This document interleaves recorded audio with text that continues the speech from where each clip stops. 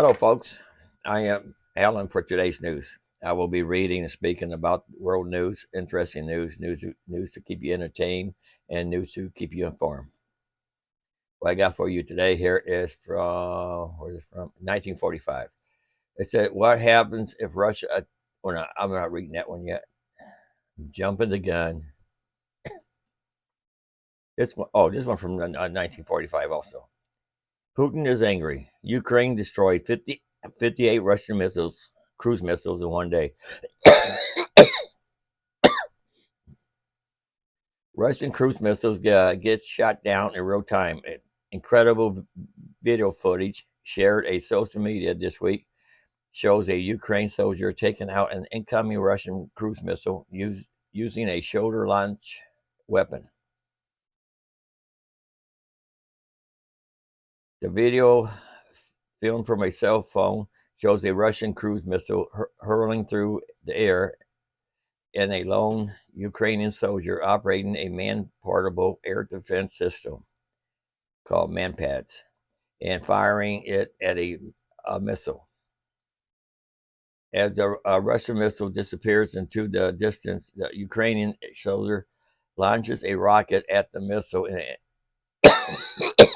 excuse me, intercepted in the air. I'm going to drink water.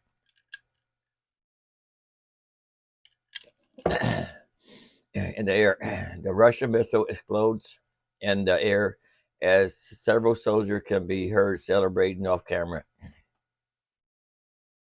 Another Russian cruise missile, KH-101, KH-55, was shot down by Ukraine operators today. Two 9M39 missiles are fired with one striking the target, the counter wrote. You can read about the rest of this if it interests you in my description box down below. This is from Business Insider. A nuclear attack will most likely target one of the 6 U.S. cities, but an expert says none of them are prepared. A nuclear attack on U.S. soil would most likely target one of the 6 cities: New York, Chicago, Houston, Los Angeles, San Francisco, or Washington, D.C. But a public health expert says any of those cities would struggle to provide emergency services to the wounded. The cities also no longer have designated fallout shelters to protect people from radiation.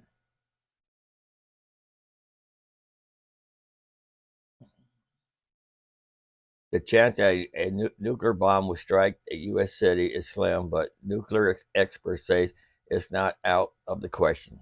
You can read about the rest of this in my description box. This is from 1945. Russia's last aircraft carrier is armed to the teeth with missiles. Russia's only aircraft carrier, the Admiral, whatever name that is, was originally designed to deploy a missile farm that was more powerful than the airplanes it launched from its deck. The downsides of the carrier have been chronicled substantially at 1945. It will be a dry dock until 2024, but likely longer, and has endured numerous mechanical and construction problems. You can read more about this in my description box.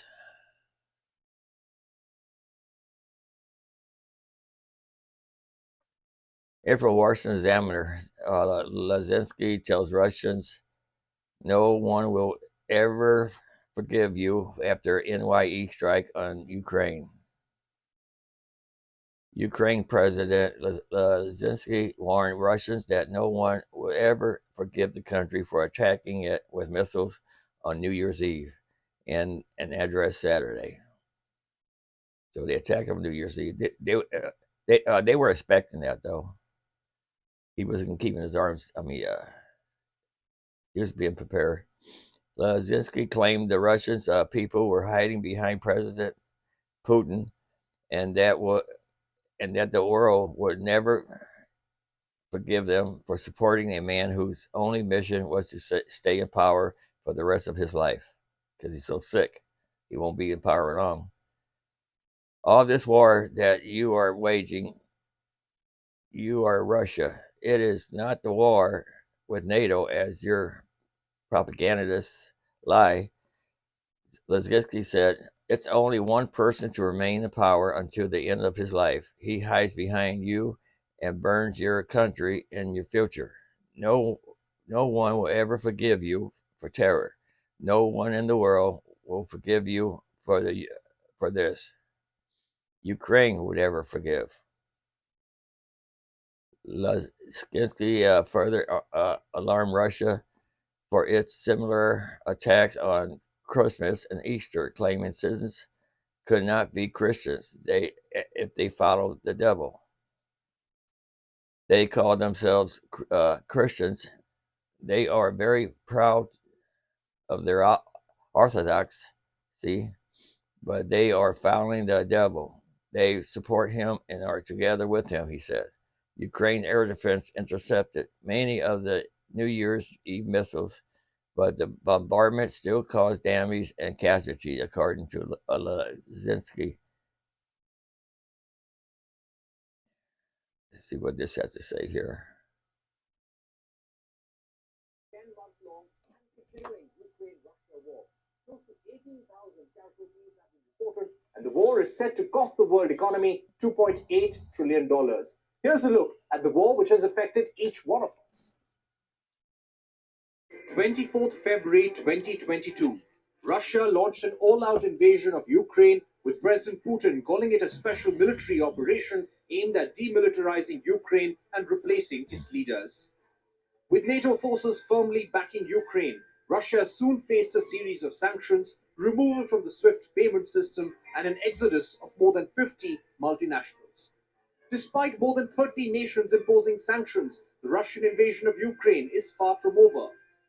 According to the United States, both Ukraine and Russia have suffered 100,000 military casualties each, and the civilian death toll is over 40,000. The war rattled the world economy, food and fertilizer supply chains suffered, and oil and gas prices saw continued volatility.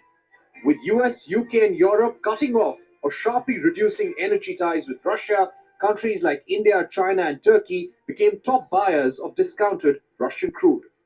Over $55 billion in aid from Europe and close to $100 billion in aid from the United States has ensured that Ukraine continues to scuttle Vladimir Putin's plans. The US has now approved sending the Patriot air defense system to Ukraine. While Okay, you can listen to the rest of this. The link will be in my description box. About 7 minutes long. Here's another one from 1945. What happens if Russia attacks with nuclear weapons? It said, what happened? What would the world look like after Russia used nuclear weapons? Much depends on context, but we can still imagine what happens on the day after. What will the battlefield in Ukraine look like? The impact of the use of a nuclear device in Ukraine will depend on the details. Like any large scale industrial army, the Ukrainian armed forces have obviously pressure points that would be vulnerable to nuclear attacks. These include logistical centers, command and communication nodes, and concentration of frontline forces. And you can read the rest of this in my description below. This is from HuffPost.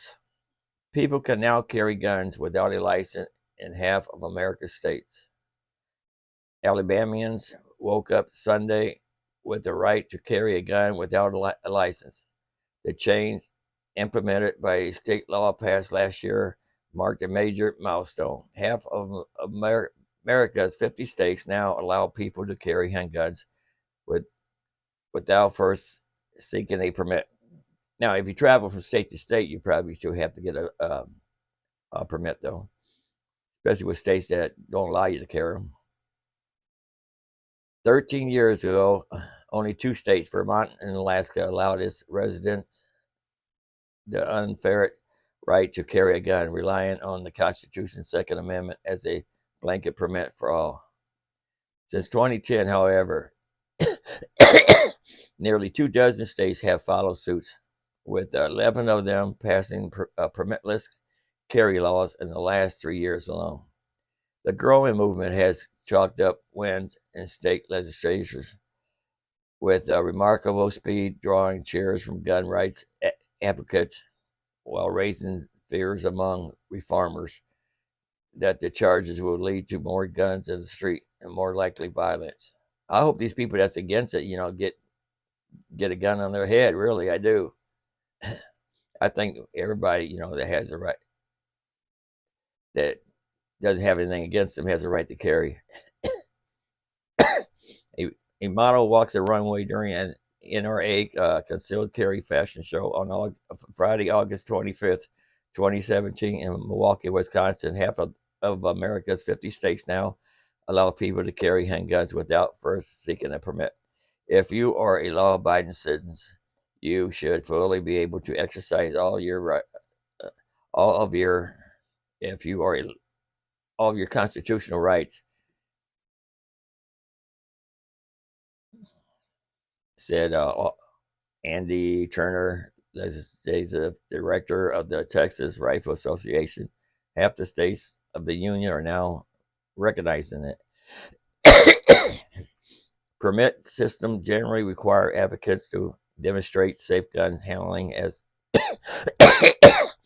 well as show knowledge of often complicated gun laws and the use of lethal force. We've seen in the past decades a very concerted effort by the corporate gun lobby, especially the NRA, said Nick Wilson, a gun violence researcher at the Center for American Progress. It has been very successful campaigns for the gun lobby. Anyway, you can read the rest of this in my description box if you want. And I'm not going to, I don't know if they tell you what states or not, but you can do a search on that.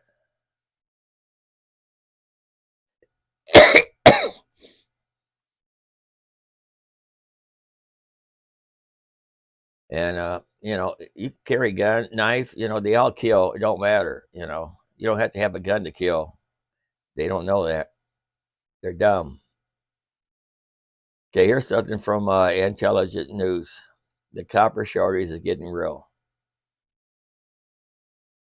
Over the last several years, many analysis and mining experts have been forecasting a copper deficit as a result of the energy transition. The world's largest economies have committed to reducing carbon emissions by cutting their reliance on fossil fuels.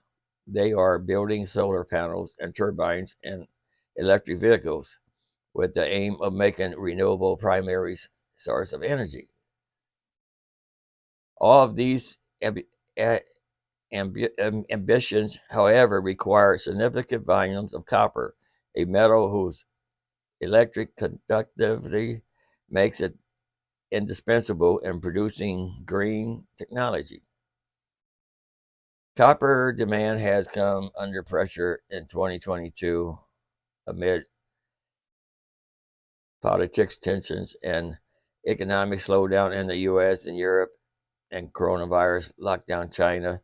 The red metal now trades at about $8,300 per ton, having declined in price more than 20% of this year's peak in March.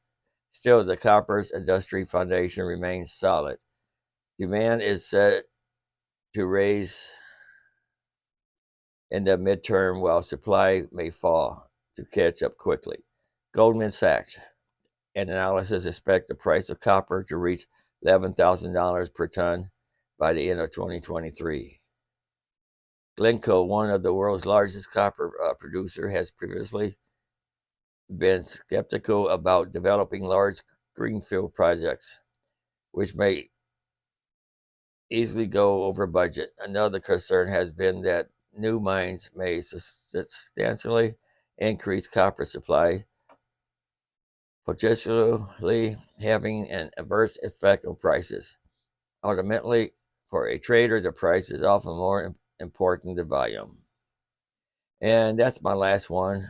I'm going to read to you today. I've been having a lot of stuff doing at the house here, been a lot of problems. So, anyway, hope you all have a nice New Year's. I didn't, but hope you all will. I don't expect this year to be any better than last year. I expect to be worse, actually,